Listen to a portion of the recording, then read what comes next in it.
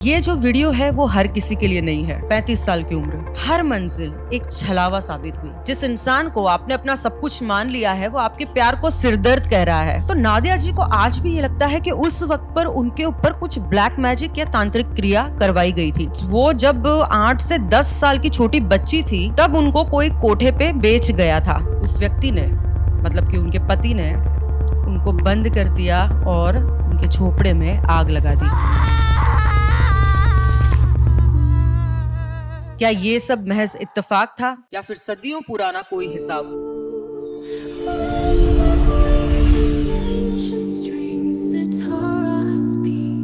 Film Pakeezah की साहिब जान को तो हम सब जानते हैं। वो खूबसूरती, वो रुतबा और वो गहरी तन्हाई। अक्सर हमें लगता है कि ऐसी जो कहानियां हैं वो सिर्फ पर्दे तक सीमित है। लेकिन क्या होगा अगर मैं आपसे ये कहूं कि आज के दौर की एक सफल वर्किंग प्रोफेशनल जो अपनी नौकरी और रिश्तों में बार बार मिल रहे धोखे से परेशान थी, उसका कनेक्शन ठीक उसी दौर की एक ऐसी जिंदगी से निकला। जब हमें अपने पिछले जन्मों के ऐसे हिस्सों का पता चलता है ना, तो ये शायद हमको सम्मानजनक नहीं लगता। तो मन में शर्म और ग्लानि का भी आना स्वाभाविक है। लेकिन प्रकृति और ईश्वर की दृष्टि में कोई जजमेंट नहीं होता, केवल सीख होती है। हमने इस सेशन में जाना कि कैसे उस समय की पावर और पोजीशन की भूख आज के जीवन में वर्क प्लेस के पॉलिटिक्स के रूप में सामने आ रही है। तो इससे पहले कि हम इस गहरे सत्र की शुरुआत करें, मैं आपको एक बात बता दूं कि ये जो वीडियो है वो हर किसी के लिए नहीं है। अक्सर लोग ऊपरी सतह की बातों में उलझे रहते हैं, लेकिन अगर आप आज सितारा स्पीक्स के इस चैनल पर हैं तो आप विशेष हैं। यहाँ तक सिर्फ वही लोग पहुँचते हैं और वही लोग रुकते हैं जिनकी सोल इतनी मैच्योर हो चुकी है कि वो इस गहरे सच को संभाल सके। यह आपकी बौद्धिक और आध्यात्मिक परिपक्वता ही है जो आपको इस मंच की तलाश पर लेके आई है, जिसे आम दुनिया शायद नहीं समझ पाएगी। अगर आप इस यात्रा का हिस्सा बनकर अपनी आत्मा के अनसुलझे पैटर्न को समझना चाहते हैं तो इस चैनल को सब्सक्राइब करें, इस वीडियो को लाइक करें और कमेंट सेक्शन में अपनी राय जरूर दें, क्योंकि यहाँ पे we decode karma through past life regression.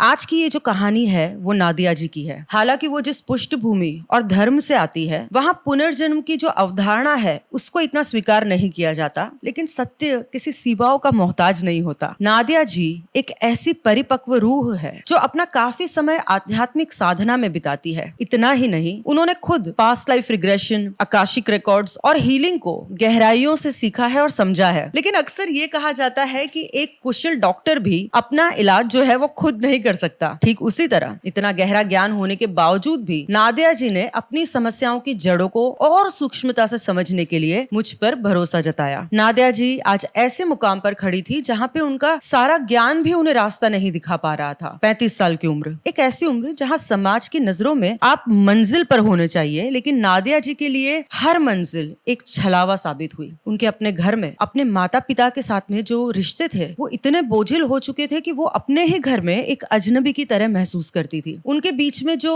एक हेल्दी बॉन्ड होता है वो कभी नहीं बन पाया जिसके एक बेटी को चाहत होती है। लेकिन बाहर की दुनिया उनके लिए और भी क्रूर थी। नादिया जी की प्रोफेशनल जिंदगी मानो एक अंतहीन चक्रव्यूह जैसी थी। कल्पना कीजिए कि आप अपनी काबिलियत और तजुर्बे के दम पर किसी ऑफिस में कदम रखते हैं, लेकिन वहां पर आपको आपकी योग्यता के हिसाब से मेहनताना तक नहीं मिलता। इतना ही नहीं, जब सालों की वफादारी के बाद में उन्होंने अपने हक के लिए एक जायज इंक्रीमेंट के लिए आवाज उठाई तो बदले में उन्हें सम्मान नहीं बल्कि टर्मिनेशन लेटर थमा दिया गया। ऑफिस मीटिंग्स में उनकी मौजूदगी को नजरअंदाज करना, मैनेजर का एक खास ग्रुप बनाकर उन्हें प्रोजेक्ट्स की अहम जानकारियों से दूर रखना और उन्हें सरेआम अपमानित करना, ये सब सहते सहते नादिया जी का अंदर का आत्मविश्वास इस कदर टूट गया था कि आज वो किसी का सामना करने से घबराती हैं। इंटरव्यू के नाम से उनके हाथ पैर कांपने लगते हैं और जहन में सिर्फ एक ही आवाज गूंजती है कि कभी तेरा काम नहीं होगा, तू फिर हार जाएगी, यू विल लूज। लेकिन ये तो सिर्फ शुरुआत थी। उनके जो रिश्तों के जख्म थे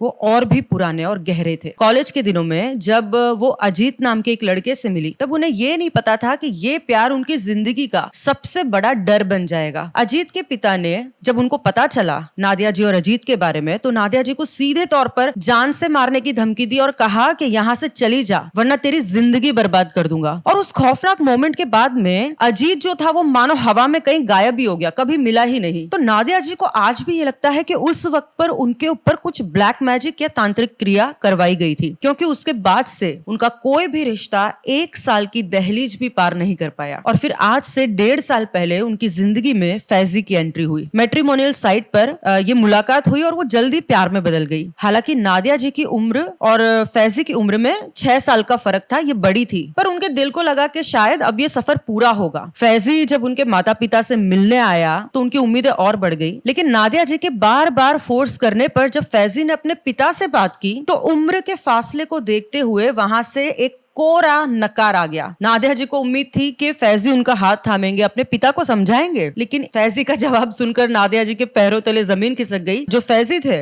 वो साथ देने के बजाय एकदम रूडली उसको कहा कि मैं अब तुमसे नहीं मिल सकता, क्योंकि पापा को मनाने का सिरदर्द मुझे नहीं लेना। सोचिए, एक बेबस रूह का सवाल सोचिए, जिस इंसान को आपने अपना सब कुछ मान लिया है वो आपके प्यार को सिरदर्द कह रहा है, और ये चोट कितनी गहरी होगी। 1 साल बीत गया, फैजी जा चुका है, लेकिन नादिया जी आज भी उसी मोड़ पर खड़ी है और वो कहती हैं कि उसके बर्ताव के बाद भी मुझे पता नहीं उससे नफरत होनी चाहिए थी, लेकिन पता नहीं क्यों वो आज भी लौट कर आए तो मैं उसको अपनाने के लिए तैयार हूँ। जब हमारा दिल वो शख्स तोड़ता है जिसको हम अपनी कायनात मान लेते हैं तो वो जो जख्म है वो रूह तक पहुंचता है। और नादिया जी भी आज यही क्वेश्चंस लेके मेरे पास आई थी कि क्यों उन्हें फैजी के साथ में इतना अनकंट्रोलेबल कनेक्शन महसूस होता है, क्यों उनके रिश्ते मंजिल तक पहुंचने के ठीक पहले ही रेत के घरौंदे के जैसे टूट जाते हैं, और आखिर क्यों वर्क प्लेस पर उनके साथ वही गंदी पॉलिटिक्स दोहराई जाती है। क्या ये सब महज इत्तेफाक था या फिर सदियों पुराना कोई हिसाब? चलिए चलते हैं नादिया जी के उन पिछले जन्मों में जहां इन सारे सवालों के जवाब दफन थे। जैसे ही नादिया जी को मैं पास्ट लाइफ रिग्रेशन के लिए रिलैक्सेशन में लेके गई तो उनकी चेतना के सामने कुछ कुछ दृश्य खुलने लगे। उन्होंने देखा कि रात का समय है और वो किसी कंकड़ वाली जो मिट्टी है वहां पे खड़ी है और उनके आसपास घना जंगल था। नादिया जी उस वक्त नंगे पैर थी और उनके पैरों में सिल्वर कड़े उन्होंने पहने हुए थे। उन्होंने साड़ी जैसा कुछ ड्रेप कर रखा था जिसको थोड़ा सा ऊंचा बांधा था, मतलब जो साड़ी पहनते ना इतनी नीचे नहीं ऊपर। उन्होंने कहा कि वो 16-17 साल की है। तो मैंने कहा कि छोटी सी लड़की इतनी रात को जंगल में क्या कर रही है, तो उनको ये महसूस हुआ कि वो शायद किसी से मिलने आई है। मेरे आगे बढ़ने के निर्देश पर उन्हें जंगल के बीच दूर एक छोटी सी झोपड़ी नजर आई जहां पर एक लैंप जल रहा था, और जब वो उस झोपड़ी के पास पहुंची तो उन्होंने देखा कि वहां एक लड़का खड़ा हुआ है और उसकी भी उम्र ज्यादा नहीं थी। उस वक्त नादिया जी खुद को भी एक यंग लड़की की तरह ही देख रही थी। उन्होंने जब और करीब जाकर उस लड़के की आंखों में देखा तो उन्होंने उसी स्कूल फ्रेंड जो था,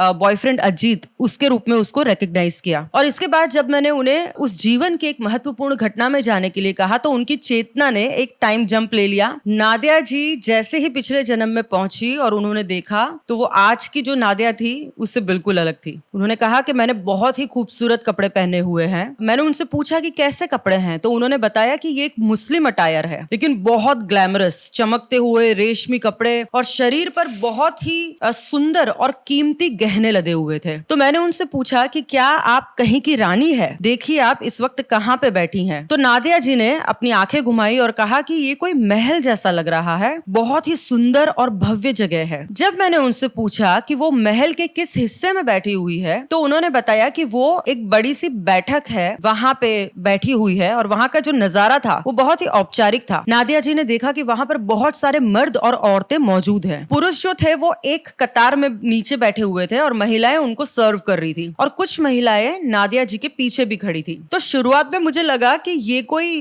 रानी है कि क्या है, तो मैंने पूछा कि क्या ये लोग आपसे मदद मांगने आए हैं? लोग बैठे हुए हैं, गरीब लोग हैं, आप क्या कर रही हैं? तो नादिया जी ने कहा कि नहीं, ये लोग मदद के लिए नहीं आए हैं, ये मुझे सुनने के लिए आए हैं और मेरा परफॉर्मेंस देखने के लिए आए हैं। और मुझे और नादिया जी को दोनों को पता चल गया कि वो उस जन्म में एक तवायफ थी। उन्होंने देखा कि उनकी परफॉर्मेंस अब खत्म हो गई थी और वो लोग जो मिलने के लिए आए थे वो नादिया जी को बेशकीमती तोहफे और पैसे दे रहे थे, और नादिया जी वो सब इकट्ठे कर रही थी, लेकिन उनकी जो उम्र थी वो सिर्फ 13 या 14 साल थी। जब मैंने उनसे ये पूछा कि इस कोठे पर आप कैसे पहुंच गई, तो वो उनकी यादों में और पीछे चली गई और उन्होंने देखा कि वो जब 8 से 10 साल की छोटी बच्ची थी तब उनको कोई कोठे पे बेच गया था। वो ये तो नहीं देख पाई कि उनको किसने बेचा था, लेकिन जब मैंने उनके माता पिता के बारे में पूछा तो उनको ऐसी एकदम स्ट्रॉन्ग फीलिंग आई। उन्होंने मुझे ये कहा कि आपके पूछते ही मुझे आज के मेरे माता पिता की याद आने लगी है। तो मुझे शक हो गया कि शायद उस जन्म में भी इस जन्म के ही माँ बाप उनके माँ बाप होंगे, जिन्होंने एक्चुअली नादिया जी का सौदा किया था। नादिया जी ने ये बताया कि वो जो पूरा मोहल्ला है वही कोठों से भरा हुआ था जहाँ सिर्फ नाच गाना होता था। तो ये जो सीन था वो बिल्कुल पाकीज़ा की उन गलियों जैसा था मूवी की, कि जहाँ पे हर कोठे पर घुंघरूओं की आवाज आती थी। बाहर देखोगे पूरा मोहल्ला होगा। और तभी सेशन में एक ऐसा मोमेंट आया जहाँ पर नादिया जी से कोई मिलने आया था। उन्होंने बताया कि एक व्यक्ति शेरवानी पहने हुए आया हुआ है, उसकी पतली सी मूछें हैं और वो किसी ऊंचे खानदान का लग रहा है और ये मुझे बहुत पसंद करता है। तो जब मैंने उनसे पूछा कि आपको कैसा महसूस हो रहा है, आप क्या फील करती है, तो उन्होंने कहा कि मैं इन पे भरोसा नहीं करती हूँ, मैं खुद को प्रोटेक्ट करती हूँ। ऐसे तो लोग जो हैं वो रोज आते हैं, मैं अपना जो दिल है वो लोग अपना दिल मुझ पर न्यौछावर करते हैं, लेकिन मुझे पता है कि ये लोग मुझसे शादी नहीं करेंगे, मुझे किसी पर यकीन नहीं है। वो उस इंसान को रिकॉग्नाइज नहीं कर पाई थी इस लाइफ से। अब सेशन मैंने थोड़ा और आगे बढ़ाया और एक महत्वपूर्ण घटना पे ले गई। तो नादिया जी ने देखा कि वो कहीं जा रही है और उनके अंदर बहुत गुस्सा भरा हुआ है। उनके हाथ में एक चिट्ठी थी, वो कह रही है कि मुझे बहुत गुस्सा आ रहा है, शहर के बाहर जा रही हूँ एक जंगल की तरफ। और जब वो वहां पे पहुंचे तो उनको वहां पे एक हट्टा कट्टा आदमी दिखाई दिया। तो मैंने बोला कि ये आदमी ने तुमको खत लिखकर बुलाया है, तो तुम मिलने भी आई हो, लेकिन इतने गुस्से में क्यों हो? तो वो बोलती है कि इसने मुझे खत लिख के भेजा है कि मेरे साथ भाग चलो, और ऐसा मजाक है ना मुझे बिल्कुल पसंद नहीं है। मैंने नादिया जी से पूछा कि अगर आपको नहीं जाना था तो आप किसी और को जवाब लेके भेज देती या ना बोलती थी, खुद क्यों गई हो? तो उन्होंने कहा कि ये आदमी भी बहुत पावरफुल है। लेकिन वहां पे पहुंच के नादिया जी ने उस आदमी पे चिल्लाना शुरू कर दिया और उसको बहुत खरी खोटी सुनाई। और वो जो आदमी था वो चुपचाप खड़ा होकर सुन रहा था। जब मैंने नादिया जी को उस व्यक्ति की आंखों में गौर से देखने के लिए कहा तो उन्होंने कहा कि ये फैजी है। उस जन्म में फैजी सच्चा था, वो उन्हें उस कोठे की जिंदगी से निकाल कर एक सुरक्षा देना चाहता था। लेकिन नादिया जी ने अपने स्टेटस और पावर के नशे में वो इतनी अंधी थी कि उन्होंने उसके प्यार को सिर्फ एक मजाक समझा। और फैजी उस दिन इतना आहत हुआ, वो जो था वो फिर कभी लौट कर नहीं आया। नादिया जी को इस बात का रत्ती भर भी अफसोस नहीं था, क्योंकि वो घमंड से भरी हुई थी। उन्होंने कहा कि मेरे हाथ में पावर है, रुतबा है, लोग मेरी चौखट पे आते हैं तो मैं किसी के साथ भागकर अपना स्टेटस क्यों खोऊं? अब घमंड की उस आखिरी मंजिल पर मैंने जब उन्हें उम्र में और आगे जाने कहा तो उन्होंने खुद को 60 साल की अवस्था में देखा। जवानी की वो खूबसूरती और जो चमक थी वो जा चुकी थी और बाल सफेद हो गए थे। वो बीमार थी और बिस्तर पर पड़ी थी। उन्होंने कभी शादी नहीं की और कभी अपना घर भी नहीं बसाया। वो कोठा जो था वही उनका घर था और वहां पे जो कनीजें थी और सेवादार थे वो उनकी सेवा करते थे, लेकिन अपना कहने को कोई नहीं था। जब उन्होंने अपना शरीर छोड़ा तो अपनी आत्मा को ऊपर से, मैंने कहा कि ऊपर से देखो और बताओ कि क्या सीख मिलती है। तो उन्होंने कहा कि मुझे जब कोठे पे लाया गया तब मैं बच्ची थी, मुझे कुछ समझ नहीं थी, लेकिन जैसे जैसे मैं बड़ी हुई मुझे पता लगा कि दुनिया में सिर्फ पावर और पोजीशन ही सबसे बड़ी चीज है और उसका मुझे भयानक गुरूर आ गया था। नादिया जी ने यह भी स्वीकार किया कि उन्होंने कई लोगों को मैनिपुलेट किया, अपने रुतबे का इस्तेमाल किया और लोगों से अपनी बातें मनवाई। और वो अपनी कनीज जो थी उनके साथ बहुत बुरा बर्ताव करती थी, शायद उनको मारती भी थी और सब उनसे बहुत डरते थे। जब मैंने उनसे पूछा कि इस जीवन से उन्हें क्या सबक या लेसन लेना था तो उन्होंने कहा कि मुझे घमंड नहीं करना चाहिए था। आज के जो मेरे रिश्तों में दिक्कतें आ रही है वो उसी जन्म के अहंकार और लोगों के जो दिल दुखाती थी वो ये उन्हीं का ही नतीजा है। तवायफ वाली उस जिंदगी में अब हमको ये समझ में आ गया था कि फैजी के साथ उनका इतना गहरा और अनसुलझा कनेक्शन क्यों है, लेकिन उनके वर्क और फाइनेंशियल जो इश्यूज थे उसके राज अभी भी किसी और जन्म में छुपे थे। जैसे ही मैंने नादिया जी की चेतना को उनके करियर और आर्थिक तंगी के कारणों को खोजने के लिए पीछे भेजा तो एक बिल्कुल नया मंजर उभर कर आया। नादिया जी ने खुद को एक कमरे में खड़ा पाया, अभी भी वो स्त्री थी। उन्होंने कहा कि मैंने स्ट्राइप्स वाली साड़ी पहनी हुई है और वो कहीं खड़ी हुई थी और किसी के ऊपर चिल्ला रही थी। उनकी उम्र उनको करीबन 20 साल की लग रही थी और पता नहीं वो अजीब सा गुस्सा उनके अंदर और चिड़चिड़ापन था, वो ऐसा बोल रही थी और वो किसी को बहुत बुरी तरीके से डांट रही थी, खरी खोटी सुना रही थी। जब मैंने उनको कहा कि थोड़ा ध्यान से देखो आप किसको सुना रही हो, तो उन्होंने कहा कि एक 60 साल का बुजुर्ग व्यक्ति है, हमारा नौकर है। जब मैंने नादिया जी को उसकी आंखों में झांकने के लिए कहा तो उसने उस नौकर को अपने इस जीवन के पिता के रूप में पहचाना। सिर्फ एक छोटी सी बात पर कि उस बुजुर्ग ने कोई चीज जो थी वो इधर उधर रख दी थी, नादिया नादिया जी उन पर पहाड़ की तरह टूट पड़ी थी। मैंने जब उनसे पूछा कि तुम इतनी कम उम्र की होके और इतने बुजुर्ग इंसान को ताना मार रही हो, चिल्ला रही हो, तो नादिया जी ने बोला कि मेरा स्वभाव ही ऐसा है। मैं एक अपर मिडिल क्लास की लड़की हूँ और मैं किसी को कुछ नहीं समझती हूँ। उस जीवन में नादिया जी की शादी नहीं हुई थी। नादिया जी ने थोड़ी देर में देखा कि घर पे सीढ़ियां कुछ तो उन्हें दिखाई दे रही थी। तो मैंने कहा कि ऊपर जाके देखो क्या नजर आता है। तो उनको अपनी माँ नजर आई, जिनको उन्होंने अपने इस जीवन की माँ के रूप में पहचाना। और जब मैंने पिता के बारे में पूछा तो उन्होंने कहा कि उनके पिता का देहांत हो चुका है और अपनी माँ के साथ भी उनका रिश्ता जो था वो खिटपिट वाला ही था। वो भी उस टाइम पे अपनी माँ को भी उल्टे सीधे जवाब देती थी, ऐसा वो बोल रही थी। अब घर चलाने के लिए और अपनी शानदार लाइफस्टाइल को मेंटेन करने के लिए नादिया जी जो थी वो पब्लिशिंग हाउस चला रही थी। और ये जगह जो थी, पब्लिशिंग जो हाउस था, उन्होंने कोलकाता में रिकॉग्नाइज किया। नादिया जी को ये फील हुआ, उन्होंने कहा कि ये जो प्रिंटिंग प्रेस है वो मेरे पिताजी का है और अब उनके जाने के बाद में ये मैं चला रही हूँ। और वो कुछ फिल्म से जुड़े आर्टिकल्स की जो मैगजीन्स हैं शायद वो छपती थी वहां पे। नादिया जी को जब मैंने आगे जाने के लिए कहा तो उन्होंने देखा कि वो ऑफिस संभाल रही है और मैंने कहा माहौल कैसा है, कर्मचारी कैसे हैं। तो नादिया जी ने कहा कि बहुत फ्रस्ट्रेटेड हूं मैं खुद को देख पा रही हूं। और वो अगेन किसी के ऊपर चिल्ला रही थी और वो कह रही है कि मुझे ये महसूस हो रहा है कि मैं इन लोगों से ठीक से काम नहीं ले पा रही हूँ और इस बात का मुझे बहुत गुस्सा है और वही गुस्सा मैं इन पे निकाल रही हूँ। तो मैंने कहा कि क्या आप जो कर्मचारी है उनके चेहरे देख पा रही हैं? तो तब उनके मन में आपके लिए क्या चल रहा है? तो नादिया जी ने कहा कि वो मुझसे बहुत नफरत करते हैं। मैं देख पा रही हूँ कि मेरे सामने तो वो सिर झुकाए खड़े रहते हैं, लेकिन जैसे ही मैं मुड़ती हूँ तो पीठ पीछे मेरी बुराई करते हैं और उनमें से कोई मेरे साथ कनेक्टेड फील नहीं करता। ये सब मजबूरी में काम कर रहे हैं। और उनको, जो वहां के कर्मचारी थे, उनको वो आज के कॉलीग्स के रूप में रिकॉग्नाइज कर रही थी, जो आज ऑफिस में उनके खिलाफ पॉलिटिक्स करते थे, जो पिछले जन्म में उनके एम्प्लॉइज थे, जो उनको खरा खोटा सुनते थे, लेकिन क्योंकि उनके अंडर में काम करते थे तो कुछ बोल नहीं पाते थे। नादिया जी ने कहा कि उस जन्म में मैंने इनके साथ बहुत बुरा व्यवहार किया और ये उसी का जो पुराना हिसाब किताब है वो चुका रही हूं मैं। मैंने कहा आप थोड़ा सा और आगे बढ़िए, समय को बीतते हुए देखिए, देखें कि पब्लिशिंग हाउस का क्या हुआ, क्या आप ठीक से संभाल पाई उस चीज को। तो नादिया जी ने सीधा एक सीन देखा जहां पे पब्लिशिंग जो हाउस है उसको बंद करके वो ताला लगा रही थी। उन्होंने देखा, उन्होंने कहा कि मैं जो प्रिंटिंग प्रेस से बड़े लोहे के दरवाजे पर एक भारी ताला लटका रही हूँ, मेरी कंपनी बंद हो गई है क्योंकि मुझसे ये सब संभाला नहीं गया और मेरा गुस्सा और मेरा अहंकार ही मेरी बर्बादी की वजह बन गया। आज मेरे पास ना काम है, ना ही वो लोग जो कल तक मेरे आसपास थे।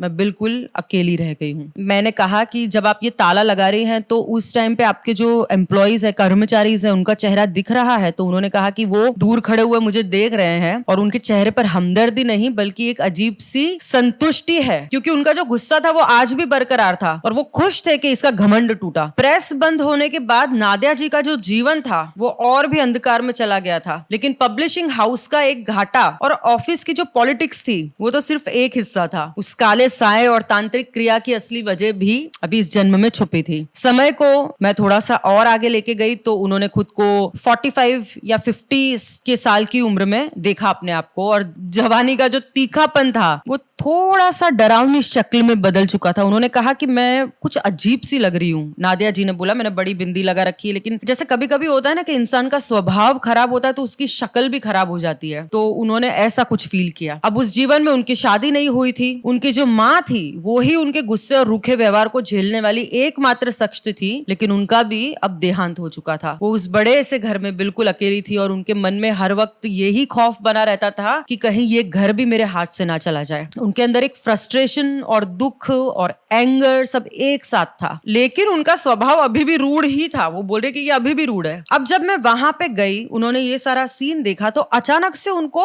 अंदर से कुछ नेगेटिविटी फील होने लगी। उन्होंने कहा कि मेरे को ये शक है कि किसी एक दूर के रिश्तेदार ने उनपे ब्लैक मैजिक करवाया है। और वो जो रिश्तेदार था, मैंने जब उसको रिकॉग्नाइज करने के लिए बोला तो आप चौंक जाओगे कि वो अजीत, जो उनका बॉयफ्रेंड था, उसके फादर थे। वो थोड़ी सी बेचैन होने लगी तो मैंने उनको थोड़ा रिलैक्स करवाया और मैंने कहा कि आप उस तांत्रिक क्रिया के रूट तक जाइए, देखो कि आपको क्या दिखता है। तो जो दृश्य देखा उनको, क्योंकि वो मुस्लिम बैकग्राउंड से आती है, उन्होंने इतना सारा वो देखा नहीं है, लेकिन उनको वहां पे वो हवन कुंड की आग दिखाई दे रही थी और तांत्रिक दिखाई दे रहा था जो क्रिया कर रहा था, और उसके हाथ में एक काला सा पुतला था जिस पर धागा बांधा हुआ है, ऐसा वो देख पा रही थी। और उनको पता लग रहा था कि भाई ये पुतला उनका है। और वहां पे वो जो इंसान है वो खुद बैठा हुआ था जो सारी क्रियाएं कर रहा था। मैंने कहा कि अगर ये दूर का रिश्तेदार है तो आपके मरने से या बर्बाद होने से इसको थोड़ी ना प्रॉपर्टी मिलने वाली है, फिर ये क्यों कर रहा है? तो उन्होंने कहा कि इसको प्रॉपर्टी से कोई मतलब नहीं है, उसको बस ऐसा ही है कि इसके पास कुछ ना रहे, ये कभी खुश ना रहे।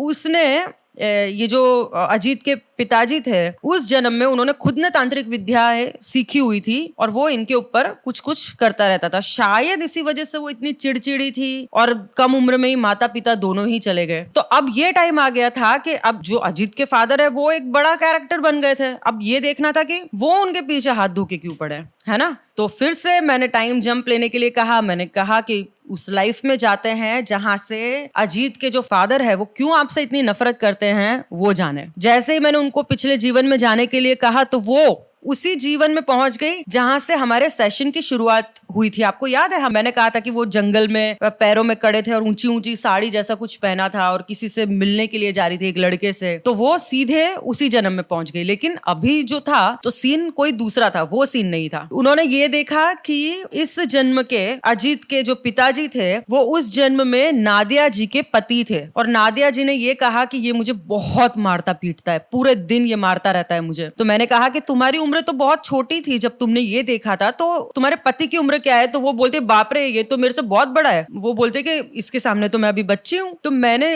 उनको पूछा कि ये आपको इतना मारता पीटता क्यों है? तो नादिया जी ने बताया कि वो जो लड़का है उसके साथ मेरा अफेयर था। पता है जंगल में जो लड़के से मिलने गई थी जिसको नादिया जी ने अजीत के रूप में रिकॉग्नाइज किया था, जो आज बाप बेटे का रिश्ता है, अजीत और अजीत के पिता नादिया जी के पति उस जन्म में और अजीत अगेन उनका लवर। तो उन्होंने कहा कि मेरे पति को पता लग गया है, ये तो वैसे ही खराब स्वभाव का था लेकिन अब जब उसको पता लग गया है तो ये मेरे को बस बहाने ही ढूंढता रहता है मारने पीटने के। जब मैंने उनसे ये पूछा कि इतने बड़े आदमी से आपकी शादी क्यों करवाई गई, तो उन्होंने कहा कि जो मेरे माता पिता है उन्होंने करवा दी है, हमारा जो कबीला है उसमें तो ऐसा ही होता है। तो जब मैंने उनको और क्लियरली देखने के लिए बोला कि आप कहाँ हो कैसे हो, तो उनको अपना अटायर भी और थोड़ा सा पता चला।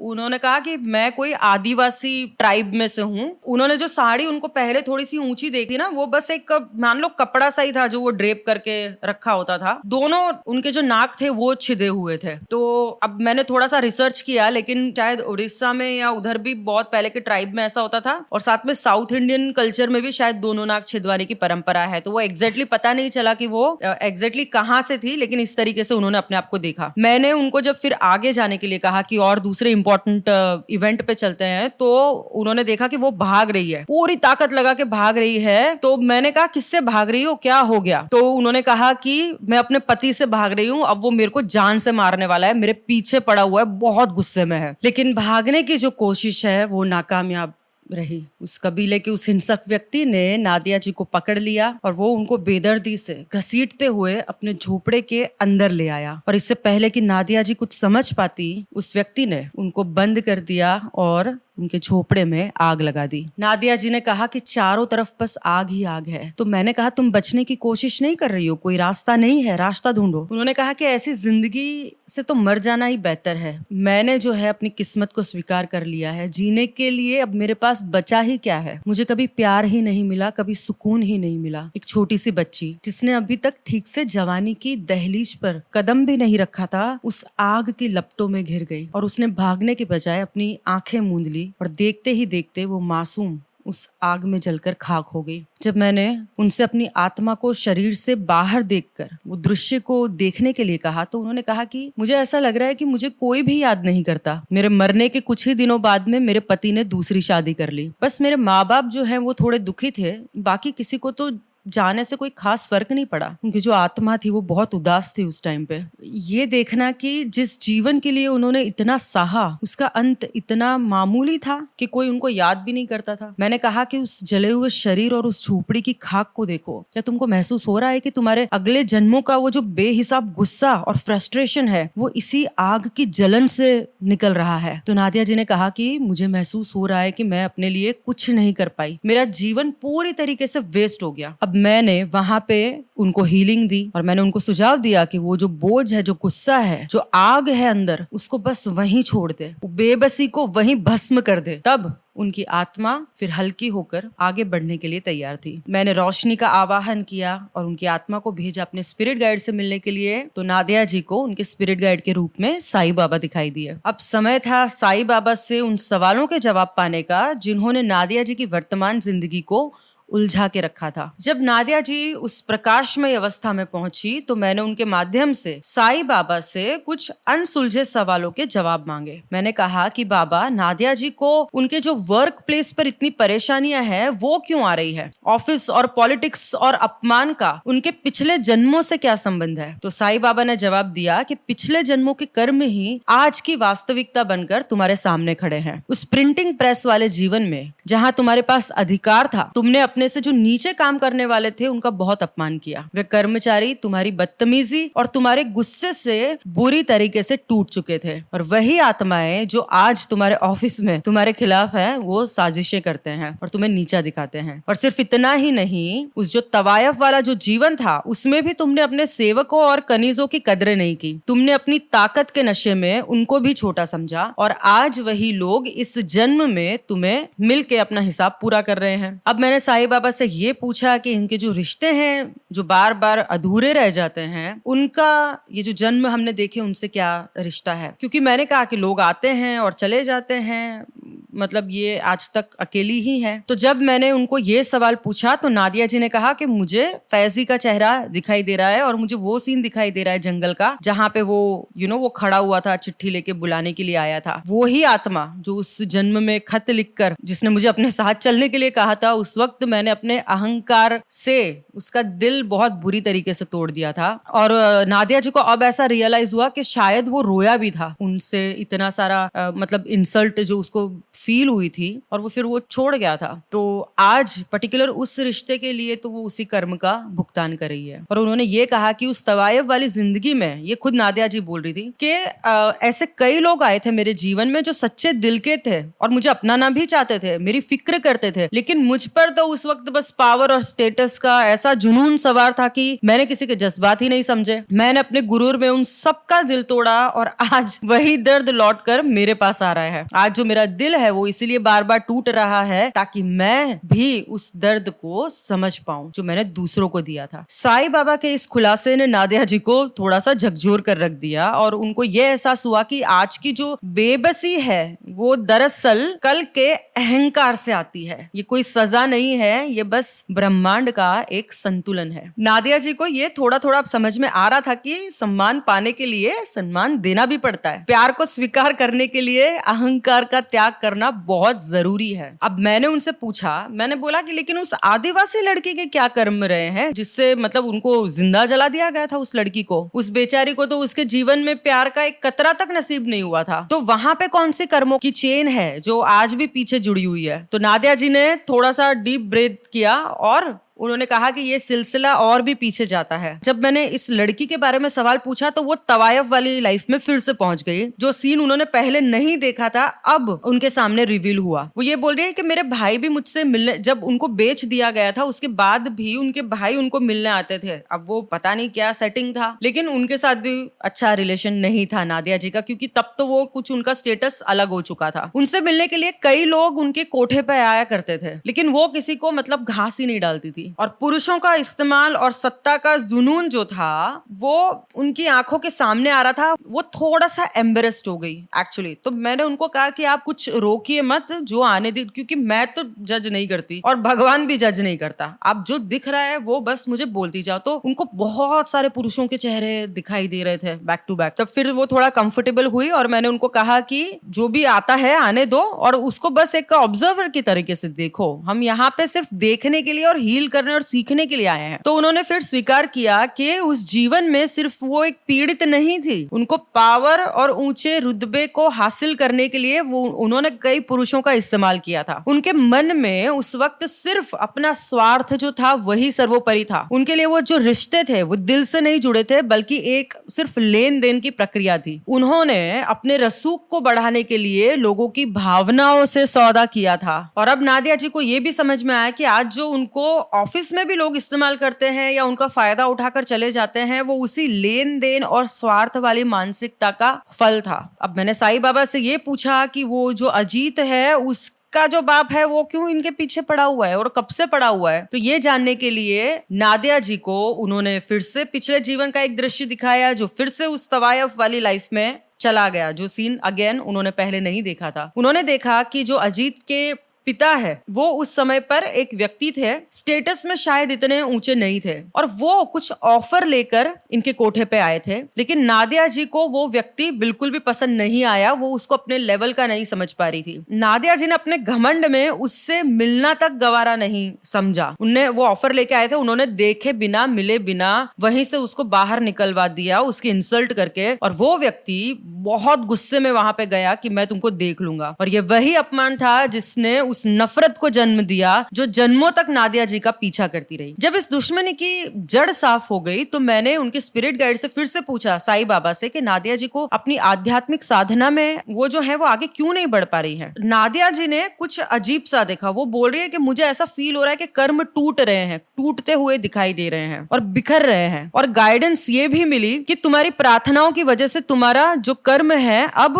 खत्म होने वाला है, पुराने जो बंधन है वो टूट रहे हैं। और आप सरप्राइज हो जाएंगे कि नादिया जी ने जब मेरे साथ में सेशन शुरू किया था तो उनका ये सवाल था कि क्या मेरी प्रेयर्स पहुंचती है, और उनको ये जवाब मिल गया। और उनके पास में ये भी मैसेज आया कि जो उनकी आध्यात्मिक प्रैक्टिस है उसको जारी रखें और साथ में नौकरी भी ढूंढे। नादिया जी ने कहा कि मेरा मन किसी काम में नहीं लगता है, तो बाबा ने कहा कि ये बस थोड़े टाइम की बात है, अच्छी जॉब तुम्हारी लग जाएगी। और उसके बाद में हमने फैजी के साथ उनके रिश्ते पर बात की। मैंने पूछा कि क्या फैजी के साथ नादिया जी को जो रिश्ता है, जो कर्म है, वो क्या अभी भी पेंडिंग है? तो साईं बाबा ने जवाब दिया कि नहीं, तुम्हारा कर्म अब पूरी तरीके से कंप्लीट हो गया है। पिछले जन्म में नादिया जी ने उसका जो दिल दुखाया था और इस जन्म में जो दर्द उन्होंने सहा, तो उससे उनका जो कर्म है वो बैलेंस हो गया है। नादिया जी ने उसको रीपे कर दिया है और अब आगे ये फैजी को देखना है, उसका फैसला है कि वो क्या करता है। तो मैंने पूछा कि क्या कर्म की साइकिल पूरी हो गई है, तो क्या कोई नई साइकिल शुरू हो सकती है? साईं बाबा का ये जवाब था कि हाँ, संभावना है।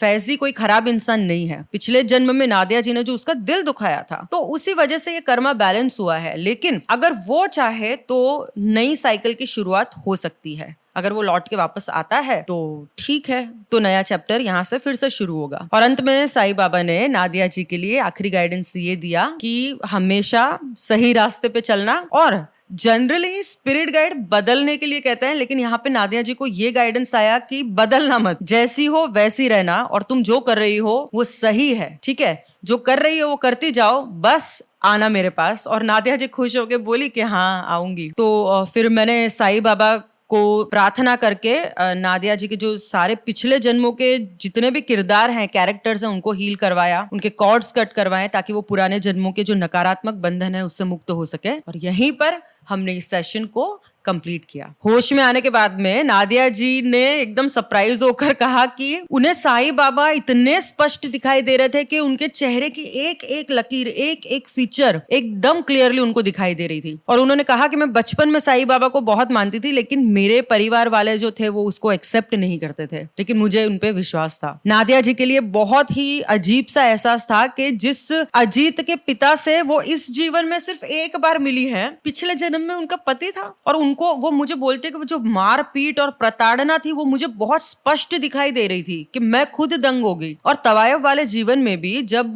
नादिया जी से मिलने आए थे तभी भी उनको पूरी फीलिंग आ रही थी। हालांकि चेहरा नहीं देखा था उस व्यक्ति का उन्होंने उस जीवन में भी, लेकिन उनको फीलिंग पूरी थी कि ये वही था। हाँ, अब मैं मानती हूँ कि वीडियो काफी लंबा हो गया है, लेकिन इस सेशन में हमें कुछ बहुत ही गहरी और जरूरी सीख मिलती है। ये जो सीख है वो मैंने अपनी अंडरस्टैंडिंग से समझी है, लेकिन आपको ऐसा लगता है कि और कुछ भी जानने जैसा है तो आप कमेंट्स में प्लीज लिखना। पहली सीख तो ये है कि हमें हमेशा अपने से निचले पायदान पर काम करने वाले लोगों का सम्मान करना चाहिए। हम अक्सर ये मान बैठते हैं कि हमारे नीचे काम करने वाले लोगों को सुनाना, उन पर रौब झाड़ना या उनकी बेइज्जती करना जैसे हमारा हक है। आपको खुद को एक बार उनकी जगह पे अपने आप को रख के सोचना चाहिए। आज वो शायद ऐसी स्थिति में नहीं है कि आपके सामने बोल पाए, लेकिन वो चोट सीधे उनकी आत्मा तक पहुंचती है। और याद रखिए, भगवान की नजर में उनके साथ सारे बच्चे एक समान है और वो किसी के साथ भी गलत नहीं होने देते हैं। मैंने ऐसे कई मामले देखे हैं, कई ऐसे किस्से इस सेशंस में आते हैं कि जहां पे पिछले जन्म के नौकर इस जन्म में पति पत्नी सास ससुर या करीबी रिश्तेदार बनकर भी आते हैं और अपने ऊपर हुए जो जुल्म है उनका